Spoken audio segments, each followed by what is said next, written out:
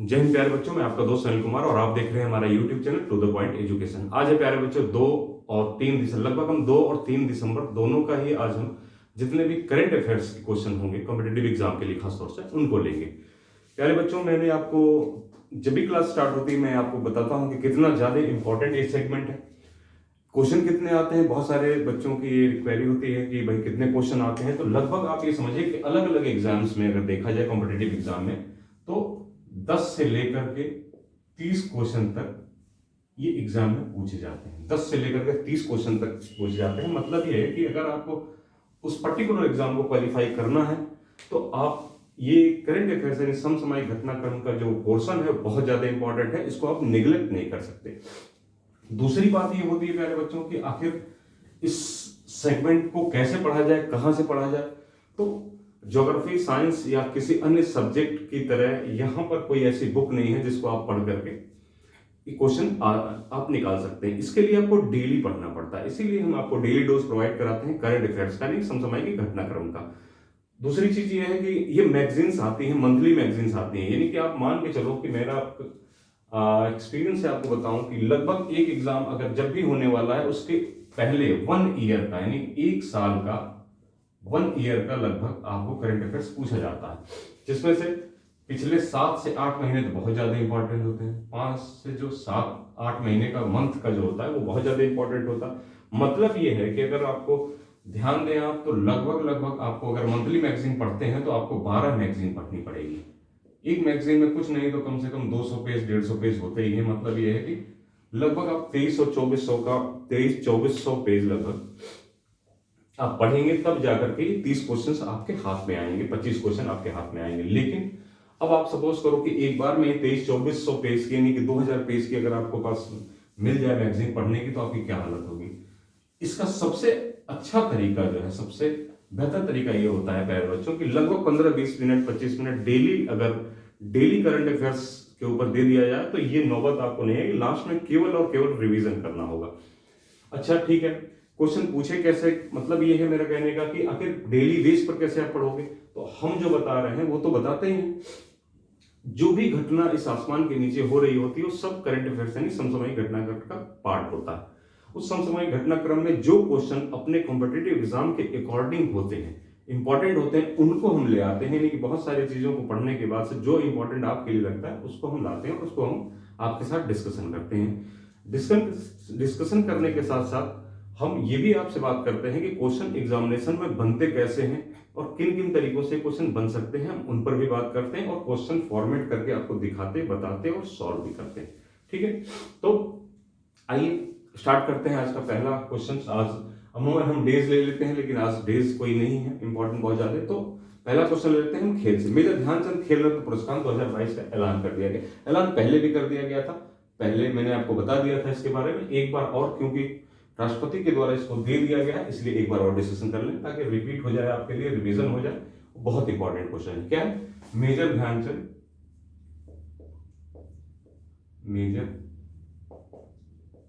ध्यानचंद खेल रत्न पुरस्कार। ठीक, खेल रत्न पुरस्कार कौन सा है पुरस्कार? 2022 का। ठीक है, 2022 का खेल रत्न पुरस्कार। सबसे पहला क्वेश्चन ये बनेगा किसको दिया गया है। मेजर ध्यानचंद खेल रत्न पुरस्कार है, पुरस्कार 2022 किसको दिया गया है? तो ये शरद कमल। ठीक, क्या नाम है इनका? मेजर ध्यानचंद खेल रत्न पुरस्कार किसको दिया? शरद कमल अंजिता है। क्या नाम है इनका? शरद, ध्यान से पढ़िए क्वेश्चन बहुत इंपॉर्टेंट। कमल अंजिता। ठीक, ठीक है, ये तो क्वेश्चन हो गया मेजर ध्यानचंद खेल रत्न पुरस्कार निम्नलिखित में से किसको दिया गया। तो आपने कह दिया शरद कमल अंजिता को। कई बार ऐसा होता है प्यारे बच्चों कि मैगजीन में इतना ही लिख करके छोड़ दिया जाता है, आपने कहीं नेट से उठाया और इतना ही लिखा हुआ है। क्वेश्चन उसने ये न पूछ करके क्वेश्चन ये पूछ दिया कि हाल ही में 2022 का मेजर ध्यानचंद खेल रत्न पुरस्कार शरद कमल अंजिता को दिया गया है, ये निम्नलिखित में से किस खेल से संबंधित है। सीधे सीधे क्वेश्चन इस तरीके का भी रहता है। तो ये किस खेल से संबंधित है? टेबल टेनिस से, टेबल टेनिस से संबंधित है। ठीक है, मैं आपको इसलिए बता रहा हूं क्योंकि कई बार ऐसा होता है कि बहुत सारे बच्चे होते हैं नेट से तुरंत पढ़ते पढ़ते निकल जाते हैं, उनको लगता है ठीक है हमारा तो हमने तो तैयार कर लिया, खेल रत्न हमारा तैयार है, शरद कमल अंजिता को मिला है। ठीक, लेकिन एग्जामिनर भी बहुत बहुत ही ज्यादा चालाक फिर होता है, तो वो क्या करेगा, आपके आंसर को एक क्वेश्चन बना करके पूछ कुछ और लेगा। दूसरी बात क्या आती है कि टेबल टेनिस तो ठीक है, शरद कमल रंजिता टेबल टेनिस, ये पूछा जा सकता है क्वेश्चन में कि ये किस जगह के रहने वाले, कहाँ के रहने वाले हैं, कहाँ के हैं ये, तो ये कहाँ के हैं, तमिलनाडु के, ठीक, चेन्नई, तमिलनाडु, चेन्नई, ठीक। खेलते क्या है, टेबल टेनिस खेलते हैं। और अगर तमिलनाडु को आपको लिखना हो तो हम क्या लिखते हैं, TN लिखते हैं ना शॉर्ट फॉर्म में, तमिलनाडु। तो T से टेबल टेनिस और T से तमिलनाडु, यानी कि चेन्नई, ठीक। लगभग क्वेश्चन हो गया खेल रत्न पुरस्कार से जिसको मिला है 2022 का, यहां से यही क्वेश्चन होगा, इससे ज्यादा क्वेश्चन नहीं होगा। इसके अलावा क्वेश्चन मेजर ध्यानचंद खेल से हो सकता है, ठीक, लेकिन यह है कि इस जगह से जो शरद कमल से हैं, इनके नाम से जो क्वेश्चन बनना था वो यही बनना है, इससे अलग क्वेश्चन नहीं। ये 3 तरीके के क्वेश्चन यहां से बन सकते हैं और यही 3 क्वेश्चन आपको बनेंगे और मिलेंगे। अच्छा ठीक है, अगला क्वेश्चन ले लेते हैं, खेल से ही है, यहीं से रिलेटेड है। राष्ट्रीय खेल प्रोत्साहन पुरस्कार 2022, इसके साथ में ही राष्ट्रीय खेल प्रोत्साहन पुरस्कार मिला है, ठीक है। राष्ट्रीय खेल प्रोत्साहन पुरस्कार मतलब खेल को प्रोत्साहन करने के लिए पुरस्कार दिया गया है 2022 का, ठीक है, 2022 का। किसको, तो कलिंगा इंस्टीट्यूट है, क्या है कलिंगा, ये उड़ीसा में पड़ता है। उड़ीसा जो है वैसे भी कलिंगा संस्थान है जो खेल को बहुत प्रमोट करता है। अगर आप खेल से संबंधित, खेल से थोड़ा बहुत भी जुड़े होंगे तो इस कलिंगा संस्थान या कलिंगा इंस्टीट्यूट को जरूर जानते होंगे। ये खेल को, सभी प्रकार के खेलों को बहुत प्रमोट करता है, उड़ीसा में है। तो खासतौर से उड़ीसा के मुख्यमंत्री नवीन पटनायक जो कि खुद बहुत ज्यादा इस खेल भावना को सम्मान करते हैं और प्रोत्साहित करते हैं, ठीक है। तो ये क्वेश्चन एक और हो गया कि खेल प्रोत्साहन पुरस्कार किसको मिला है 2022 का, ठीक है। नेक्स्ट क्वेश्चन लेते हैं। ये क्वेश्चन है वार्षिक संयुक्त मानवीय सहायता, ठीक, वार्षिक होता है, हर बारी होता है, वार्षिक संयुक्त मानवीय, ठीक, सहायता, दिख रहा होगा आपको, वार्षिक संयुक्त मानवीय सहायता और आपदा राहत अभ्यास समन्वय। और क्या है, आपदा राहत अभ्यास समन्वय, ठीक है, समन्वय 2022 कहां हुआ है, 2022 कहां हुआ है, ठीक, क्वेश्चन ही पूछेगा। वार्षिक संयुक्त मानवीय सहायता आपदा राहत अभ्यास समन्वय 2022 आगरा उत्तर प्रदेश में, आगरा उत्तर प्रदेश में हुआ। क्या है, मानवीय सहायता के ऊपर, मानवीय सहायता कैसे, अगर कोई आपातकाल आ जाए या किसी तरीके के डिजास्टर आ जाए, अगर प्राकृतिक आपदा आ जाए, तो कैसे आपदा, उस आपदा में राहत का काम कैसे होगा जो मानवों को सहायता दे सके, उसके ऊपर एक समन्वय, एक सम्मेलन का आयोजन किया गया था। कहां पर, आगरा में। अब मैं आपको बताऊं कि अगर ये ही सम्मेलन या समन्वय जो संगठन है ये कहीं और आयोजन किया गया था, आगरा में न किया गया होता, तो शायद ये बहुत ज्यादा इंपॉर्टेंट उत्तर प्रदेश की परीक्षा देने वालों को नहीं होता। मैं यूपी की बात कर रहा हूँ, उत्तर प्रदेश के लोगों के लिए नहीं होता, क्योंकि चूंकि आगरा में कुछ ऐसे क्वेश्चंस भी होते हैं जो अपने क्वेश्चन के लिए नहीं बल्कि अपने आंसर के लिए क्वेश्चन बनाए जाते हैं। आप मेरी बात समझ पा रहे हैं, ठीक। अगर यूपी का कोई एग्जाम दे रहे हो आप, तो यूपी में चूंकि आगरा में हुआ है इसलिए ये क्वेश्चन ज्यादा इंपॉर्टेंट है, ना कि अगर ये आगरा की जगह पर चेन्नई में, तमिलनाडु की किसी जगह पर या कर्नाटका में हुआ होता तो शायद इस क्वेश्चन को यहाँ पे प्रासंगिक नहीं बताया जा रहा होता। लेकिन ध्यान रखने की जरूरत है कि वार्षिक संयुक्त मानवीय सहायता आपदा राहत अभ्यास से संबंधित 2022 आगरा में हुआ है। आगरा कहां पड़ता, उत्तर प्रदेश में। तो खासतौर से उन बच्चों के लिए ज्यादा इंपॉर्टेंट है जो उत्तर प्रदेश के किसी एग्जाम में बैठते हैं, कॉम्पिटेटिव एग्जाम में बैठते हैं, ठीक है। आइए अगला क्वेश्चन देख लेते हैं।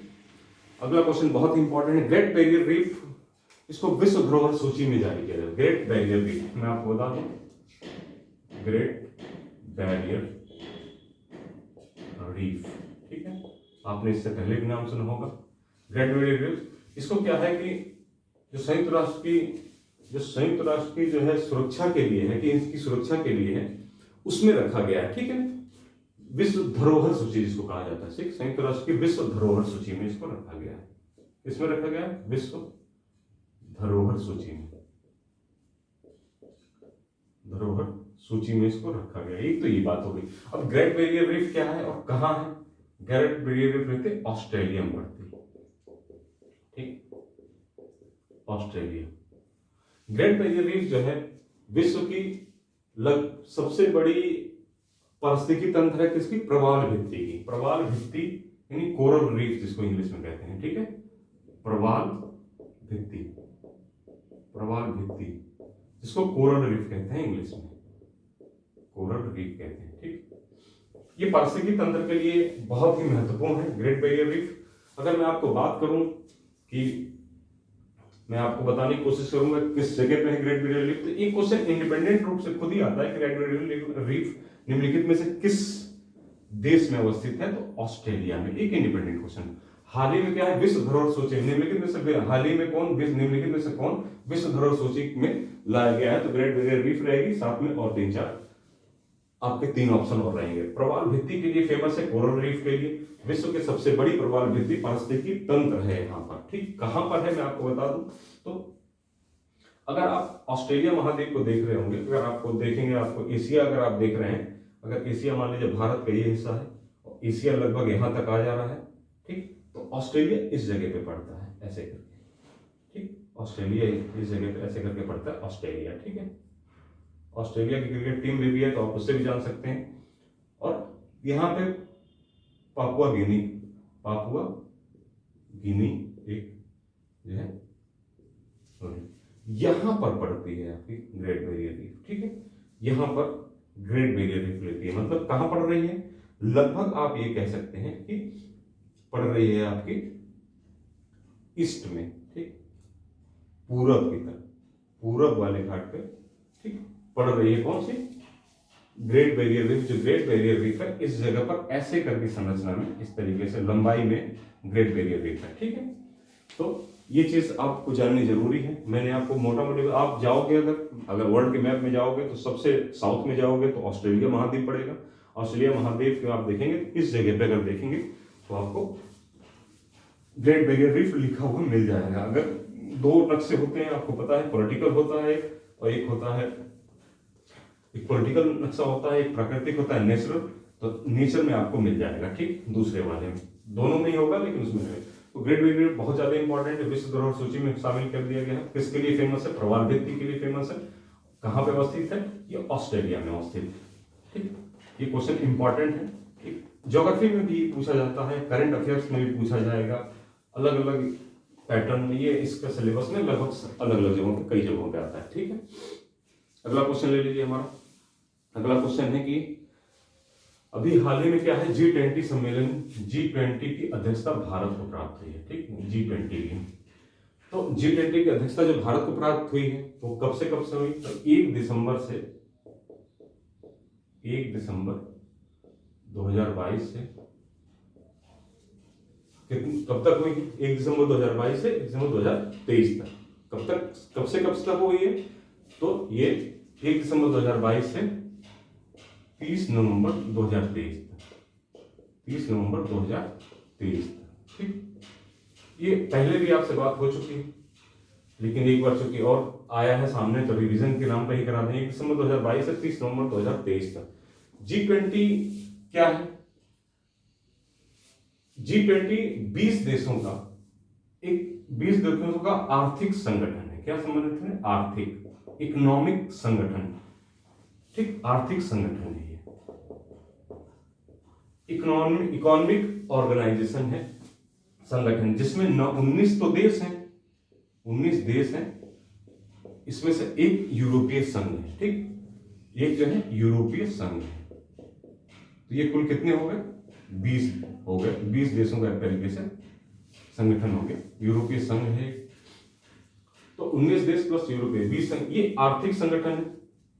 इसके साथ में G20 जो देशों का सम्मेलन है, G20 देशों के बाहर सम्मेलन होते रहते हैं, आपको उसके बारे में बताते रहते हैं। तो आर्थिक संगठन इससे जुड़े हुए हैं। ये क्या करता है, ग्लोबल वार्मिंग जो है, ठीक, ग्लोबल वार्मिंग के ऊपर भी नजर बनाते हैं। मतलब ग्लोबल वार्मिंग के साथ साथ, चूंकि आर्थिक संगठन है इसलिए ग्लोबल वार्मिंग पर भी बात करते हैं, और साथ में सतत विकास, सस्टेनेबल डेवलपमेंट की बात करते हैं, सतत विकास की बात करते हैं। सतत विकास किसको कहते हैं, वैसा विकास जो न केवल आपके लिए ही हो, जैसे सतत विकास ये है कि आपके अपने बच्चों के लिए भी संसाधन उपलब्ध होने चाहिए, सारे संसाधनों का यूज हम ही नहीं कर लें, आगे आने वाली जनरेशन को भी संसाधन मिले, जैसे कोयला है, पानी है, ठीक है, आपका पेट्रोलियम पदार्थ है, ये सिर्फ हम यूज ना करें, आने वाली पीढ़ियों को भी इस तरीके की चीजों को मिले ताकि वो भी आगे बढ़ सके। उसी को सतत विकास कहते हैं, सस्टेनेबल डेवलपमेंट।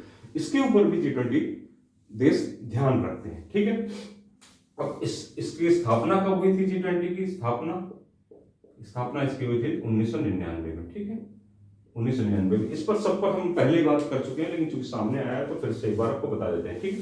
तो G20 कब? 1 दिसंबर 2022। अब ये देखिए, मैंने आपको बताया कि G20 के ऊपर ये सारी इंफॉर्मेशन आपको दे देगी। अब एग्जामिनर क्या हो सकता है, क्वेश्चन क्या बनाते हैं एग्जामिनर? ये क्वेश्चन बना सकता है प्यारे बच्चों की, इस समय यानी कि G20 में इस समय G20 के अध्यक्ष कौन है? निम्नलिखित में से G20 के अध्यक्ष कौन है? अगर ये क्वेश्चन बना दे, अध्यक्ष कौन है,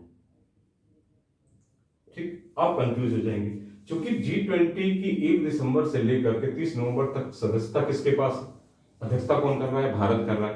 तो भारत के प्रधानमंत्री यानी कि नरेंद्र मोदी, ठीक, नरेंद्र मोदी प्राइम मिनिस्टर, ये इसके समय अध्यक्ष हुए, ठीक। इस समय अध्यक्ष कौन हुआ? प्राइम मिनिस्टर नरेंद्र मोदी, ठीक है। बस इतनी ध्यान देने की जरूरत है। ये क्वेश्चन आपको कहीं नहीं मिलेगा, क्योंकि इसको समझना पड़ेगा। अगर आप मैगजीन खुद पढ़ते चले जाएंगे तो आपको ध्यान नहीं आएगा, क्योंकि ये क्वेश्चन एग्जामिनर बना देगा और आपके समझ में नहीं आएगा। आपको लगेगा कि यार ये कहां से आ गया, तुमने पढ़ा ही नहीं। तो इसी तरीके से क्वेश्चंस बनाए जाते हैं। एग्जामिनर जब परेशान करने के मूड में होता है तो इस तरीके के क्वेश्चन डाल देता है उसमें। इसीलिए आपको ध्यान रखने की जरूरत होती है, बहुत ही ध्यान से पढ़ने की जरूरत होती है कि कोई अगर आपने पता लगे कि G20 के ऊपर लगभग चीजें तैयार कर ली सारी की सारी, कि हाँ ये अध्यक्षता भारत कर रहा है, सम्मेलन इसका यहाँ हुआ, ऐसे हुआ, और उसके बाद आपसे एक क्वेश्चन अगर मिस हो गया, सिर्फ ये मिस हो गया कि हाँ इसके अध्यक्ष कौन है, तो बस काम खत्म, आपका क्वेश्चन गलत हो जाएगा, ठीक है। तो एक क्वेश्चन ले लेते हैं इंपॉर्टेंट। पहला सिलहट सिलचर महोत्सव क्या है? ये पहला है इसलिए इंपॉर्टेंट है। पहला सिलहट सिलचर, पहला सिलहट सिलचर सम्मेलन हुआ है। कहां पे हुआ है? महोत्सव है, सम्मेलन नहीं महोत्सव है, ठीक, महोत्सव 2022, ठीक, 2022 का पहला सिलहट सिलचर महोत्सव है। तो सिलहट पड़ता है बांग्लादेश में, बांग्लादेश में पड़ता है। सिलचर पड़ता है असम यानी कि भारत में, ठीक। तो क्या हो गया? भारत और बांग्लादेश, बांग्लादेश के मध्य, भारत और बांग्लादेश के रिश्तों को सुधारने के लिए, रिश्तों को प्रगाढ़ करने के लिए ये पहला सिलहट और सिलचर महोत्सव का आयोजन किया गया है। कहां पर किया गया है? असम में, ठीक है। क्या पूछा जाएगा? कहां पे किया गया है? असम, क्योंकि सिलचर असम में है इसलिए असम में किया गया। इसका महोत्सव जो आयोजन किया गया है वो असम में किया गया है, ठीक। तो क्वेश्चन कैसे यहां से बनेंगे? ठीक, हाल ही में सिलहट सिलचर महोत्सव निम्नलिखित में से कहां आयोजित किया गया है? तो असम हो जाएगा। वह किन किन देशों के मध्य संबंध बनाने के लिए आयोजित किया गया है, आयोजन किया गया? तो भारत बांग्लादेश, भारत पाकिस्तान, भारत श्रीलंका, इस तरीके से दे देगा। भारत भूटान दे देगा। तो थोड़ा सा चूंकि सिलहट सिलचर है तो हो सकता है अगर आप ये जानते हो कि यहाँ पे है, अगर भूटान का नाम दे देगा, इधर दे देगा, तो आप कंफ्यूज हो जाएंगे, ठीक।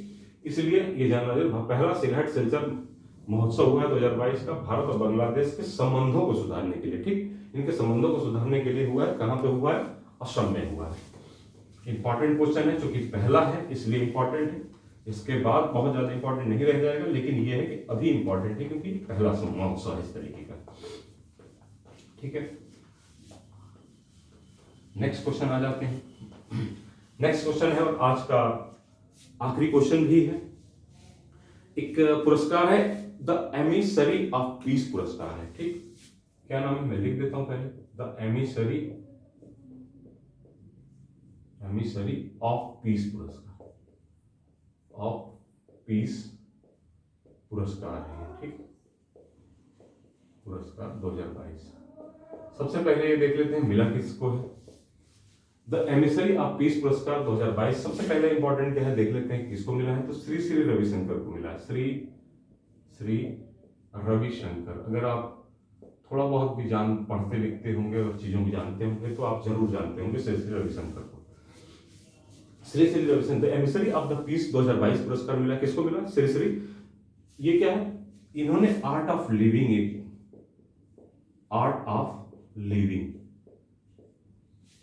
के जनक हैं। इन्होंने एक तरीके से आर्ट ऑफ लिविंग के जनक है। इन्होंने एक तरीके से इजाद किया कि जीवन को किस तरीके से जीना चाहिए। आर्ट ऑफ लिविंग, जीवन जीने की कला, जिसको हिंदी में कहते हैं आप। ठीक है, क्या है?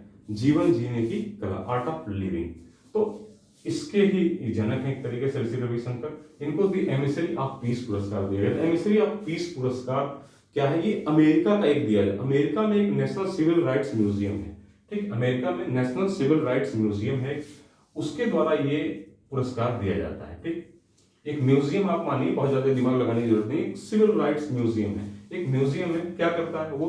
नागरिक राइट्स, यानी कि सिविल राइट्स का मतलब होता है नागरिक जो अधिकार हैं उनके ऊपर काम करने वाला एक तरीके से है। और चूंकि श्री श्री रविशंकर खुद जो है शांति की राह में, शांति की तरह काम कर, शांति की राह में काम करते हैं, इसलिए इन लोगों ने एमिसरी ऑफ पीस पुरस्कार श्री श्री रविशंकर को दिया है। ठीक, तो बस इतना आप जानने की जरूरत है कि श्री श्री रविशंकर को जो ये पुरस्कार प्राप्त हुआ है। ठीक, लगभग आज की जितने भी क्वेश्चन हैं आज हमने कर लिए हैं। कुछ इंपॉर्टेंट आज के ही नहीं बल्कि ये है कि 2 और 3 तारीख दिसंबर के भी मैं, ऐसा नहीं है कि मैं वीडियोस बनाता नहीं या ये नहीं करता, मैं कोशिश ये रहती है कि कम से कम टाइम आपका बर्बाद हो और ज्यादा से ज्यादा आप गेन कर सके। इसलिए अगर एक साथ में क्वेश्चन एक दिन में नहीं हो पाते तो उनको 2 दिन में इकट्ठा करके एक साथ बता देते हैं, क्योंकि पता लगे कि वीडियो आप देखो और 2 ही 3 क्वेश्चन आपको मिले तो वो भी ठीक नहीं है। इसलिए 2 दिन का मिला करके 10 क्वेश्चन 8 क्वेश्चन के आसपास कोशिश रहती है कि आप तक लाएं और आप इसको पढ़ रहे हैं। ठीक है प्यारे बच्चों, तो आज के लिए इतना ही। जय हिंद, नमस्कार।